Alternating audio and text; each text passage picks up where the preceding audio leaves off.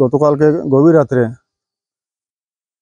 চারজন ডাকাত ঘরের ভিতরে ঢুকে এবং দুইটা ছেলে, একটা আমার মামাতো ভাই ছিল আর আরেকটা ছেলে ছিল, তারে মারধর করে হাত পায়ে বেঁধে রেখেছে এবং সোনা গয়না যা কিছু আছে লুট করে নিছে।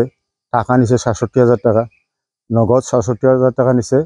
তারপর হাত পা বাঁধছে, এরপরে মারধর করছে, মারধর করে এত মাইর করছে একটা ছেলেরে একদম পিঠে পুরো লাল করে দিছে।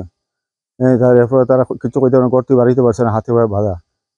পরবর্তী সময় একটা পাশের বাড়িতে তারা যায়, এরম এরম গিয়া কইতেছে যে এরম এরম ডাকাত ঢুকছিল, জানে প্রাণে হত্যা করা যায়। মোবাইল দুইটা আছিল, মোবাইল দুটা নিছে, নতুন মোবাইল, দুইজনের দুটার মোবাইল লইয়া গেছে তারা। একটা আছে যে Motorola MI MI Motorola mobile, আর একটা আছিল কিতা জানি জিওনি নিয়ে কিতা একটা মোবাইল ছিল আমার বাইর।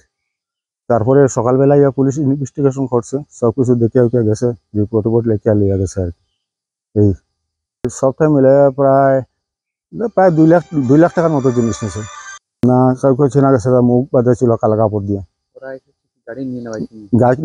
গাড়ি নিয়ে এসেছে, ছোট গাড়ি। ইসাইল আলচড়া, পূর্ব ইসাইল আলচড়া, ওয়ার্ড নাম্বার 5।